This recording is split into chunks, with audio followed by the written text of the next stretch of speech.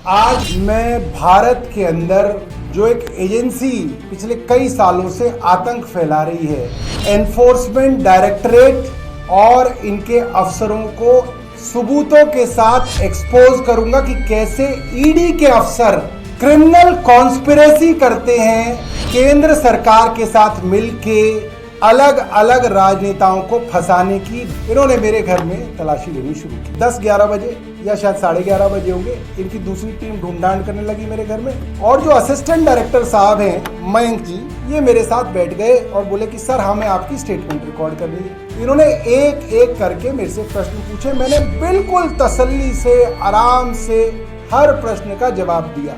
ये पूरा का पूरा मामला झूठा है और दिल्ली के उपराज्यपाल विनय कुमार सक्सेना ने क्रिमिनल कॉन्स्पिरेसी करके मुझे फंसाने की कोशिश की है और इसके सबूत मेरे पास है। I have evidence. मेरे पास ऑडियो वीडियो रिकॉर्डिंग्स हैं, डॉक्यूमेंट्री एविडेंस है।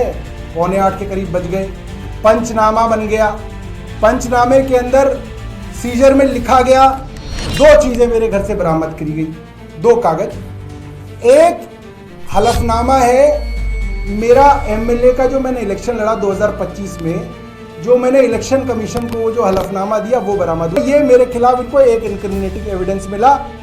दूसरा ये हलफनामा है हाई कोर्ट ऑफ दिल्ली के अंदर डिपार्टमेंट ऑफ हेल्थ ने दिया, डिप्टी डायरेक्टर हेल्थ ने, इसको पंचनामे में डाला गया। उस पंचनामे पे पंचों के सिग्नेचर किए गए। अब स्टेटमेंट पे साइन होना था। ईडी के असिस्टेंट डायरेक्टर मयंक अरोड़ा ने मेरी स्टेटमेंट को अपने लैपटॉप से गूगल ड्राइव और व्हाट्सएप पे कहीं शेयर किया। मयंक अरोड़ा के लैपटॉप में मेरे घर के वाईफाई से मेरी स्टेटमेंट बाहर शेयर की गई। ये भी फॉरेंसिक एविडेंस है। ईडी इसके ऊपर कार्रवाई करे, ये फॉरेंसिक एविडेंस मीडिया के सामने पेश किया जाए। उसमें मेरी ओरिजिनल स्टेटमेंट है जो इन्होंने भेजी। और फिर जब वापस बदल के आई, इन्होंने मुझ पे प्रेशर किया कि आप इस स्टेटमेंट को साइन कीजिए। और बहुत प्रेशर के बाद मैंने बोला कि भाई मैं नहीं करूंगा, इनकी फोरेंसिक एग्जामिनेशन होनी चाहिए और ये प्रिंटर मेरा है। इस प्रिंटर को वाईफाई पे कनेक्ट करके स्टेटमेंट्स प्रिंट आउट की गई। इसकी मेमोरी के अंदर वो आज भी है। मैं इस प्रिंटर को ईडी को देना चाहता हूं। इसकी फोरेंसिक एग्जामिनेशन करा लो, इसमें स्टेटमेंट भी है। और ईडी मेरे घर से डॉक्यूमेंट चोरी करके ले गई। एक हाई कोर्ट का एफिडेविट, जब उनको मेरी स्टेटमेंट और जवाबों में पता चला कि ये एफिडेविट तो मेरे फायदे का है, इस एफिडेविट में जो मिनट्स लगे हुए हैं वो तो ये दिखाते हैं कि सौरभ भारद्वाज ने हर वो प्रयास किया जो कोई मंत्री कर सकता था।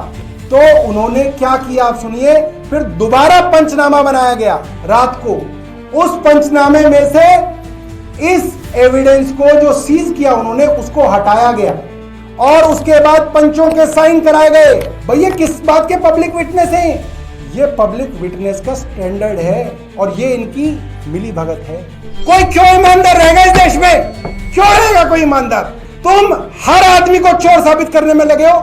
और अगर मैं गिरफ्तार हो जाता हूं कुछ दिनों में, तो मेरे वकील इसकी प्रेस वार्ता करेंगे समय समय पे सोशल मीडिया पे। इनके खिलाफ जो मेरे पास एविडेंस है, कैसे इन्होंने मेरे खिलाफ क्रिमिनल कॉन्स्पिरेसी की है। ऋषि भाई मेरे वकील होंगे, तो इनकी तरफ से मैसेज आएगा आपको और उसके अंदर हम इनको एक्सपोज करेंगे पूरी तरीके से, पूरी दुनिया के आगे एक्सपोज करेंगे कि ये क्या चला रखा है इन्होंने यहाँ पे देश में।